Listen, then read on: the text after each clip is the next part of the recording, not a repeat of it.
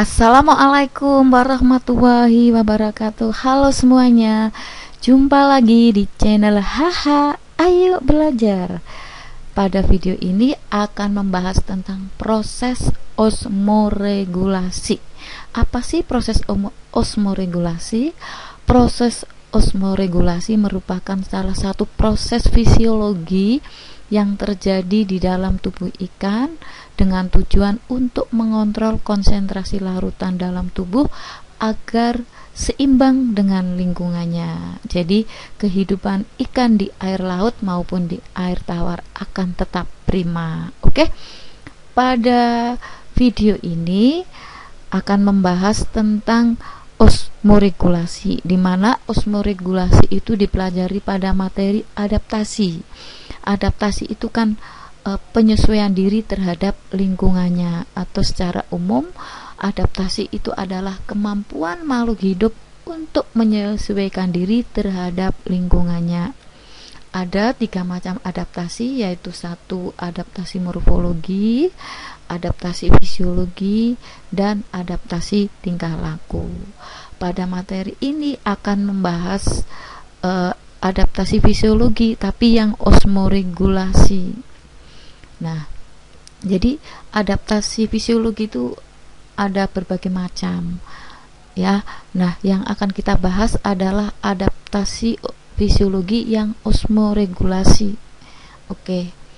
Adaptasi fisiologi itu sendiri adalah adaptasi pada fungsi bagian-bagian tubuh tertentu atau adaptasi pada fungsi organ-organ tubuh tertentu atau penyesuaian fungsi alat-alat tubuh organisme atau organ-organ tubuh organisme terhadap lingkungannya.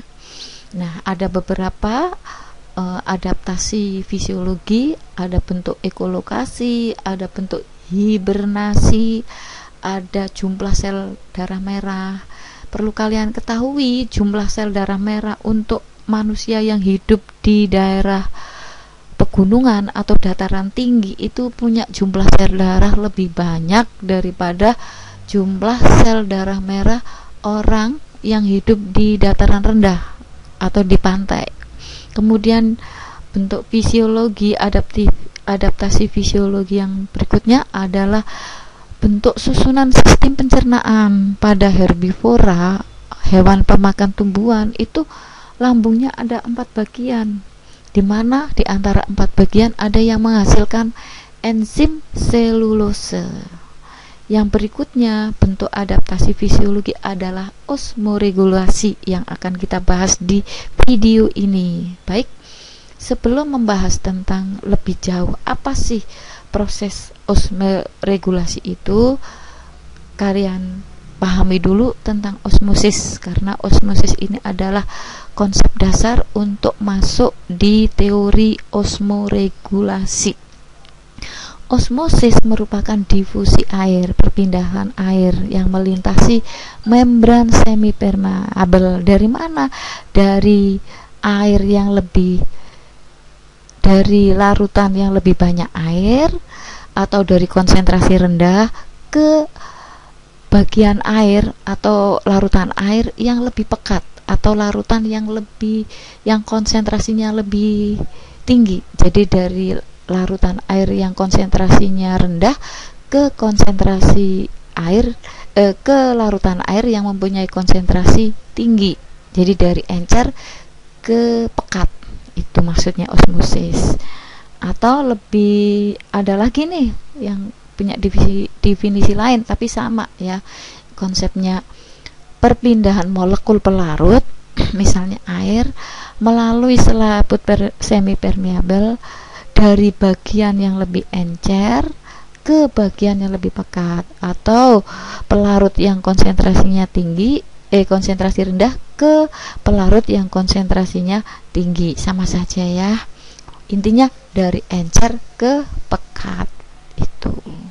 Oke, kita masuk. Osmoregulasi adalah proses mengatur konsentrasi cairan dan menyeimbangkan pemasukan serta pengeluaran cairan tubuh oleh sel atau organisme hidup.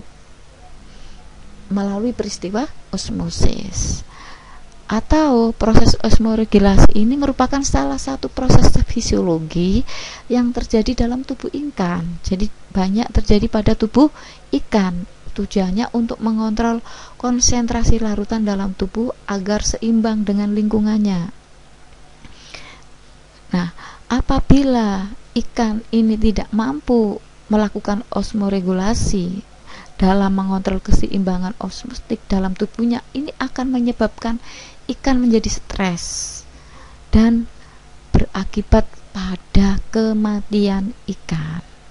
Baik, bagaimana sih osmoregulasi kehidupan ikan di air laut? Nah, pertama, tekanan osmosis lebih rendah daripada tekanan osmosis air laut. Ya, yang kedua, agar ikan tidak mati kekeringan karena ada air di dalam sel tubuh ikan ini akan tertarik oleh air laut. Maka ikan yang hidup di air laut banyak minum dan sedikit mengeluarkan urin. Dan urin yang dikeluarkan pun pekat. Ya. Sedangkan kelebihan garamnya yang larut terminum ini akan dikeluarkan lagi ke dalam air laut melalui insang secara aktif. Itu. Nah, ini gambarannya. Jadi cairan di sekeliling lebih pekat daripada cairan di dalam tubuh ikan. Maka dari itu terjadi perpindahan cairan di dalam tubuh ikan keluar. Supaya ikan tidak kekurangan air, ikan yang hidup di air laut banyak minum. Tujuannya apa? Untuk mencegah kekurangan air, karena air di dalam tubuh ikan tertarik keluar. Nah, bagaimana kelebihan garam? Garam akan diekskresikan melalui insang. Itu osmoregulasi kehidupan ikan di air laut. Ini adalah contoh ikan yang ada di air laut. Ini ikan tuna, ada ikan cakalang.